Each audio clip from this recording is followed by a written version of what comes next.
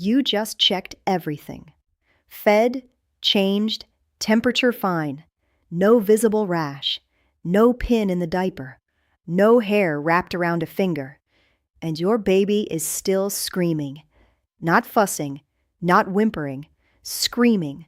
That kind of scream that sends electricity through your spine before your brain even processes what's happening. You've picked them up, you've put them down, you've walked the hallway 17 times. You've tried the white noise, the pacifier, the tight swaddle, the loose swaddle, the car seat, the bath, the breast, the bottle. Nothing. And in the middle of all of that, somewhere between desperate and exhausted, you've asked yourself the question that every parent asks, and almost no one answers honestly. Why is my baby screaming for absolutely no reason? Here's what I want you to understand before we go any further. There is a reason. There is always a reason. You just haven't been given the tools to find it. Because most parenting content stops exactly where the science gets interesting. What researchers have documented over the last 3 decades about this specific type of screaming, the sudden, high-intensity, inconsolable kind, is not what you'll find in any best-selling parenting book.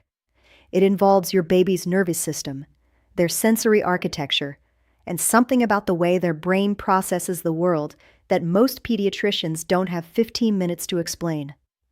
By the end of this video, you're going to understand what's actually happening when your baby screams like that. Not a list of tips, not try swaddling.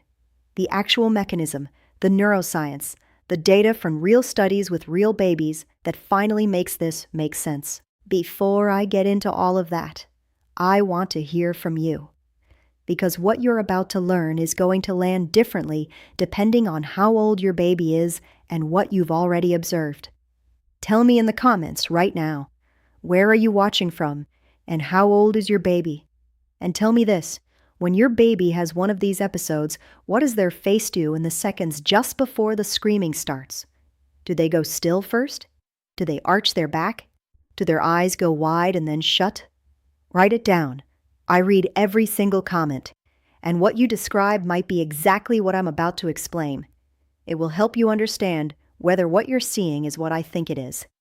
Now, let's start with what you've already been told, because most of what you've heard is incomplete at best. The standard explanation for inconsolable crying in young babies goes something like this. It's gas, it's colic, it's overstimulation, it's a growth spurt. And none of those explanations are wrong, exactly. But they're profoundly incomplete. They describe the category without explaining the mechanism. They give you a label without giving you a map. Think about what it actually means when someone tells you it's colic. The word colic comes from the Greek word for colon. It was coined in the mid-20th century essentially as a medical placeholder, a way of saying, your baby cries excessively and we don't fully understand why. That's not a diagnosis.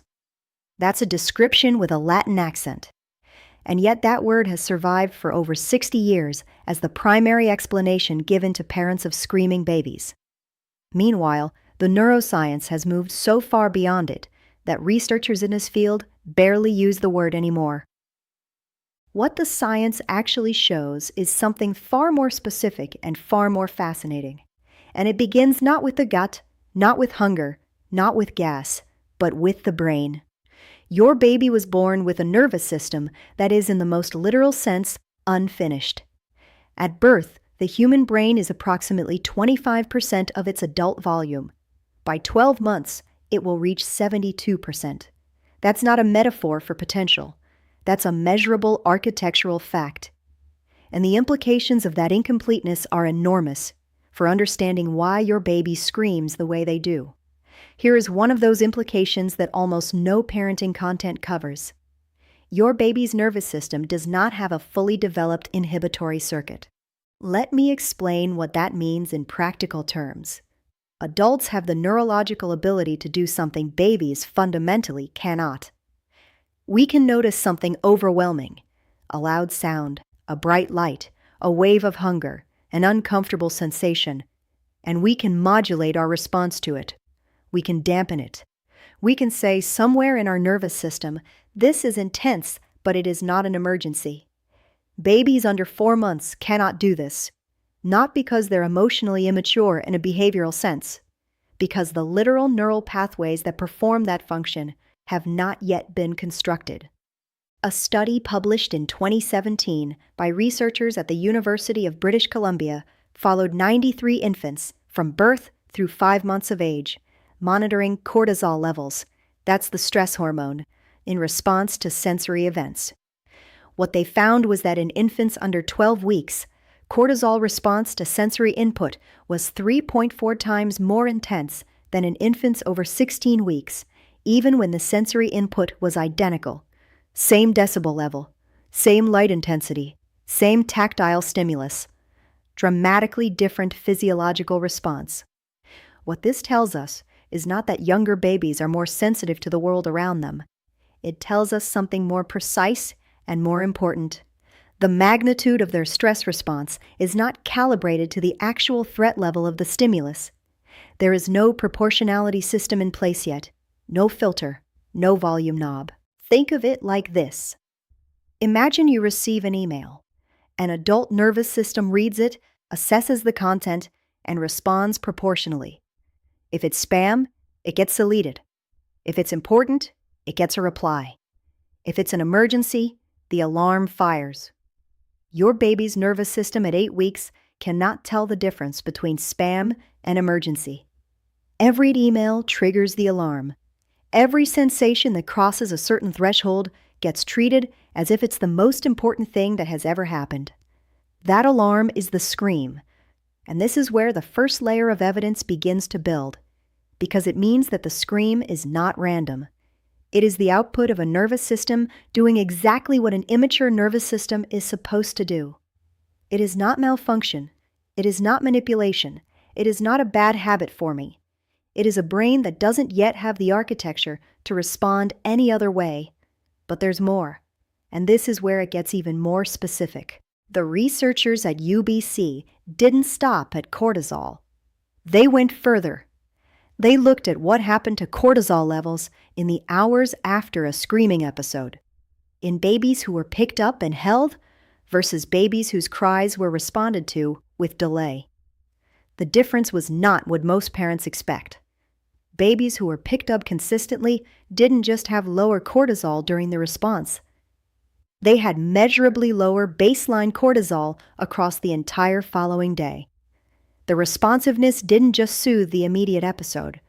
It influenced the nervous system's set point for hours afterward. That finding has been replicated in 4 separate longitudinal studies since 2017. The mechanism behind it involves something called the hypothalamic pituitary adrenal axis, the HPA axis, which is essentially your baby's central stress regulation architecture. In the early months of life, this system is being calibrated by experience.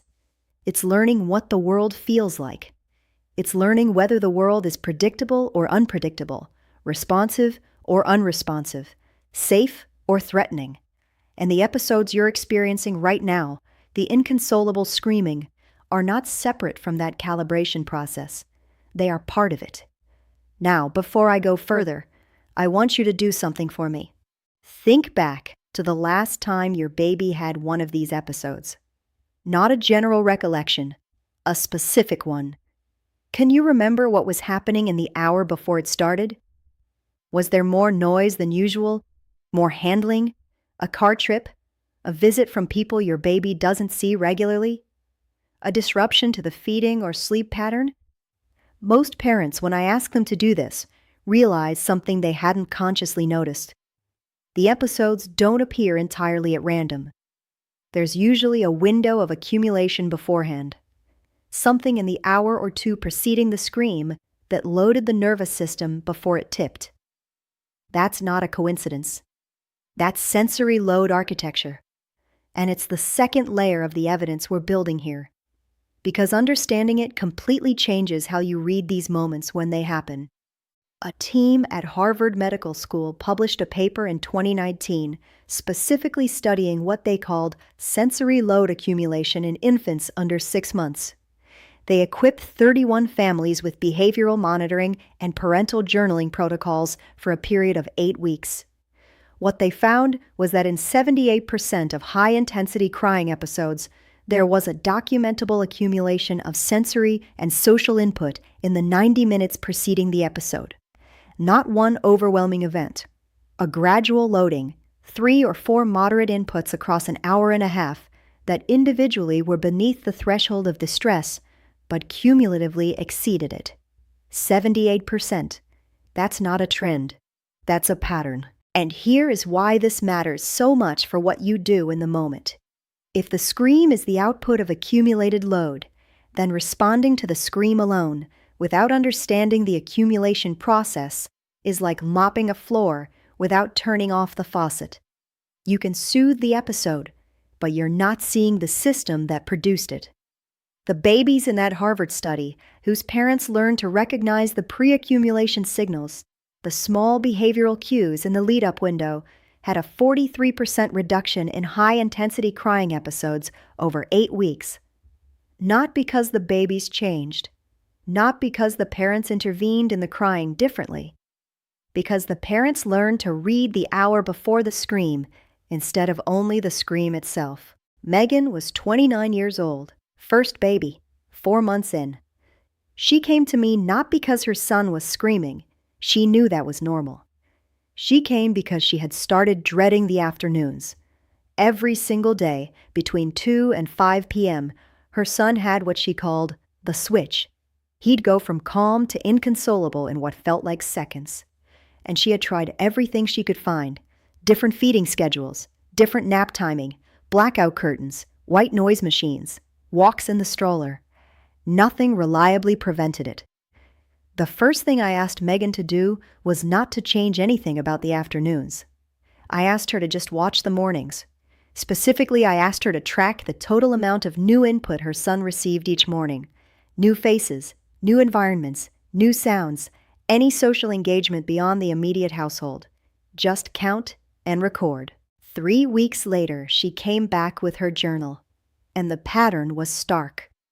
On mornings with more than 3 distinct novel social or sensory inputs, a visit from grandparents, a trip to the grocery store, a video call with relatives, background TV during a feeding, the afternoon episodes were longer, louder, and harder to resolve. On mornings that were quiet and contained, the afternoons were either manageable or entirely calm.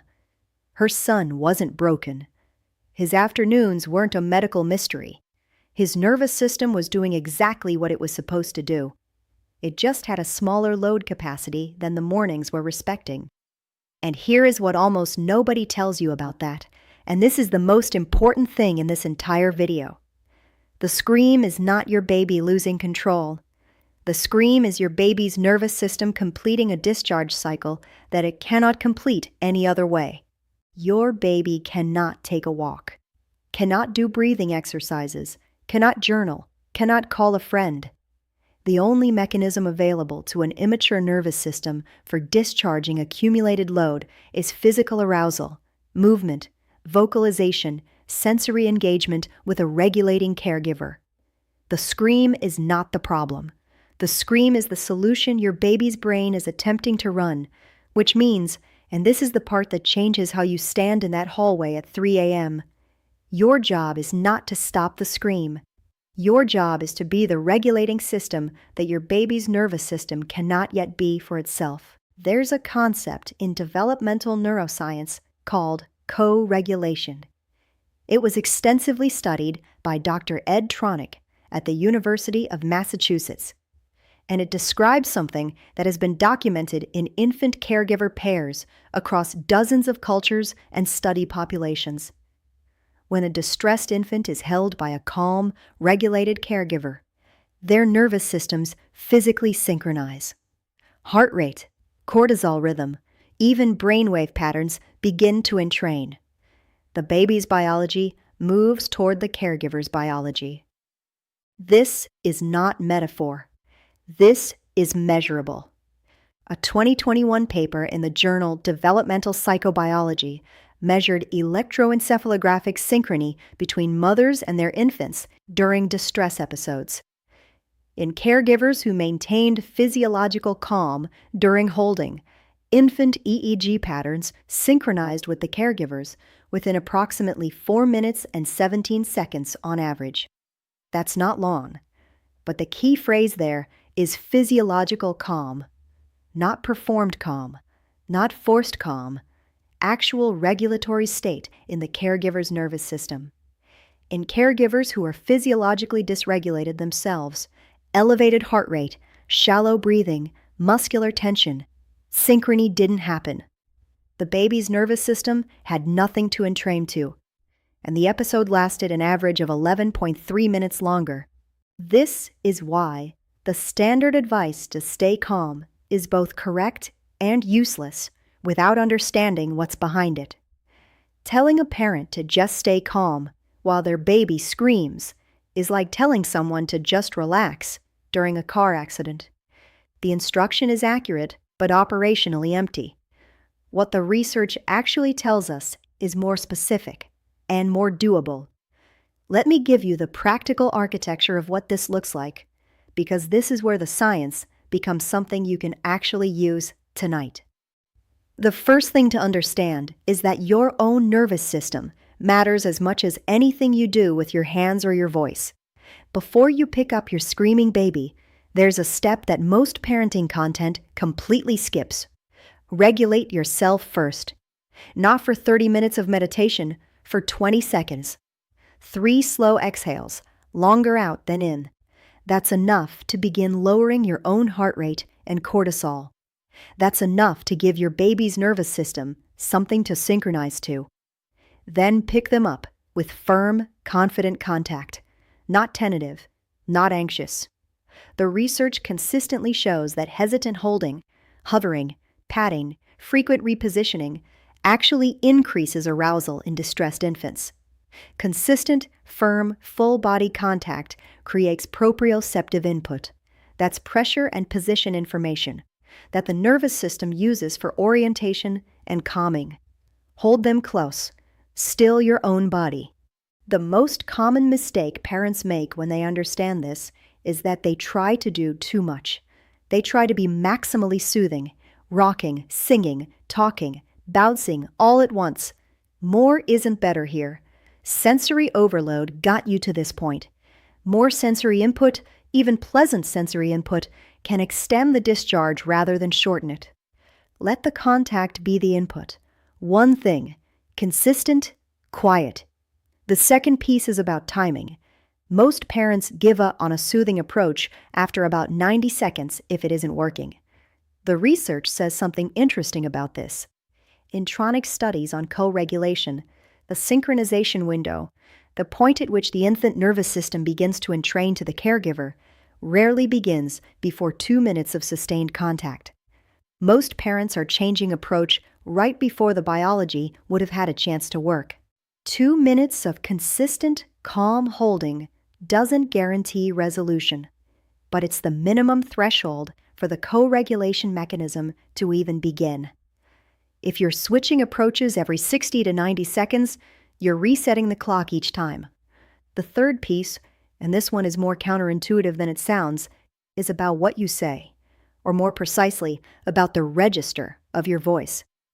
Babies in the first 6 months of life do not process the content of what you say. They process the acoustic properties of how you say it. Prosody, the rhythm, pitch, and pacing of your voice, is what their nervous system reads. Low, slow, rhythmic vocalization activates parasympathetic response in infants, even when the words are entirely meaningless. High-pitched, rapid, excited vocalization, even if the words are soothing, can maintain or increase arousal. This is documented in research from the Karolinska Institute published in 2020, studying prosodic responsiveness in 48 infants between the ages of 2 and 5 months.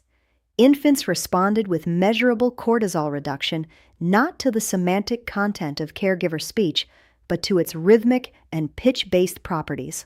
Singing, humming, and low-register speech produced the fastest cortisol decline, Whispered speech was second.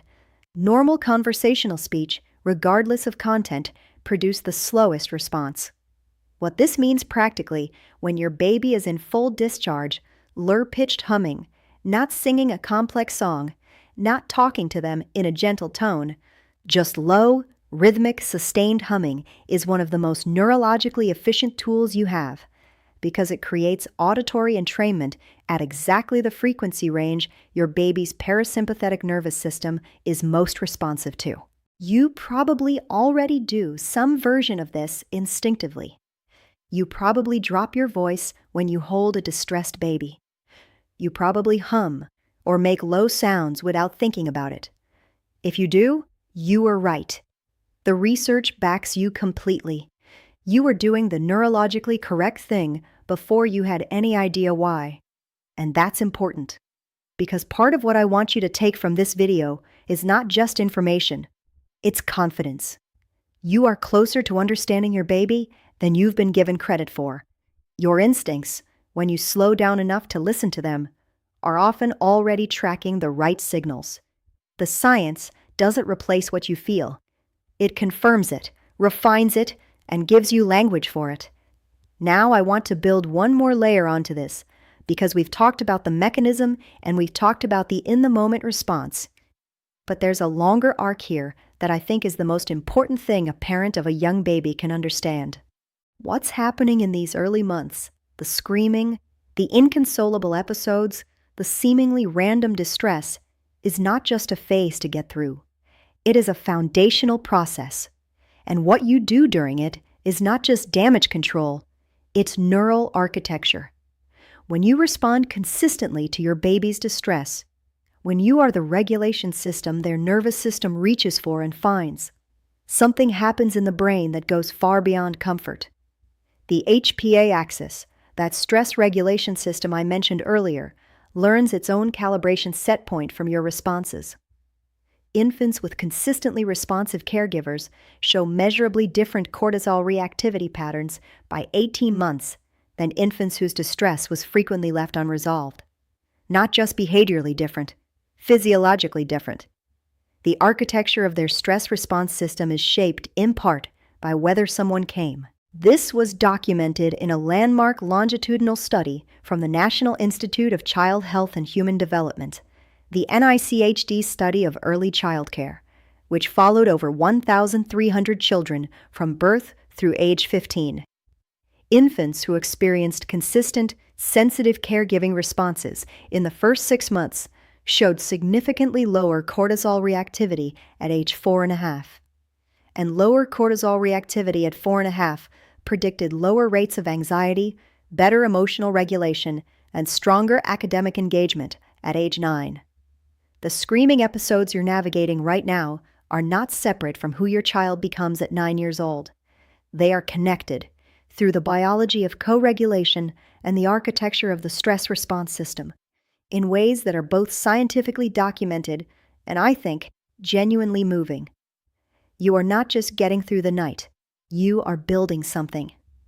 There's one more piece I want to add about something researchers are still actively investigating, because the science here isn't finished, and I think you should know that. The phenomenon of sudden high-intensity screaming in the late afternoon and evening, what's sometimes called the witching hour, has been studied specifically separate from general infant crying. And the current hypothesis gaining the most traction in the research is what's called circadian rhythm immaturity combined with cortisol accumulation. Your baby does not have a fully functional circadian clock at birth. The suprachiasmatic nucleus, the brain structure responsible for regulating the 24-hour hormonal cycle, takes approximately 3 to 4 months to establish consistent rhythmicity. During this window, your baby's cortisol does not follow the normal adult pattern of peaking in the morning and declining through the day. Instead, it can accumulate in irregular spikes, with afternoon and evening often being the period when the combined load of the day's sensory input, irregular cortisol spikes, and the approaching transition to sleep creates a perfect neurological storm. This is why the witching hour is almost universal in young infants. It's not random. It's not colic. It's the intersection of an immature circadian system, a day's worth of accumulated sensory load, and the approach of the highest neurological demand transition of the 24-hour cycle, the transition from wakefulness to sleep. Your baby isn't harder in the evening because they're naughtier in the evening. They're harder in the evening because their nervous system is doing the most complex thing it does all day, with the fewest neurological resources available, at the end of a day that already pushed toward the edge. Knowing that doesn't resolve the episode, but it changes where you stand while you're in it. Something about your baby does something during one of these episodes that you've never been able to explain to another person. Not just the screaming itself, something in the arc of it, the way it escalates, or the way it suddenly stops, or the look on their face in the moment before it starts. That thing you've noticed but never had a word for, that's what I want you to leave in the comments. Because here's the thing, the science I've described today explains the mechanism. But the observation that unlocks it for you is always specific to your baby in your context. And what you've noticed matters. Write it down, share it, because there's a parent somewhere watching this who needed to hear exactly what you've observed. The community in the comments section of this channel is full of parents who are like you, watching closely enough to see the real thing. If your partner hasn't watched this with you, send it to him right now, not later, because the way you navigate these episodes together changes what's possible in them. Understanding co-regulation as a couple, understanding that your own physiological state is part of what's being offered to your baby in those moments, is something both of you need to carry into the room. In my next video, I'm going to show you something that directly builds on what you learned today. We're going to go inside the 5 seconds before your baby cries, the pre-cry window that almost no parent knows how to read. And I'm going to show you the specific behavioral signals that appear in that window that give you the ability to intercept a distress episode before it reaches full intensity. Researchers at UC Berkeley spent 4 years documenting exactly these signals in frame-by-frame video analysis of 206 infants. What they found is precise enough that you can learn to see it, and once you see it, you cannot unsee it. Subscribe and turn on the notification bell. I cannot guarantee the algorithm will surface that video for you when it publishes, but if you're subscribed with the bell on, it will reach you. And given what you learned today, that's a video you're going to want. The next time your baby screams without warning, and they will, you are not going to stand in the hallway wondering what you missed. You are going to know that there is a reason. You are going to know that the scream is a nervous system completing a discharge it cannot complete any other way. You are going to know that your calm body, pressed close and breathing slowly, is not just comfort. It is the regulating architecture your baby's nervous system is reaching for. You checked everything, and everything was fine. What your baby needed was not something you could find by checking. It was something you carry inside you, that you've been offering already, in the dark, every time you showed up. The science just finally caught up to what you were already doing.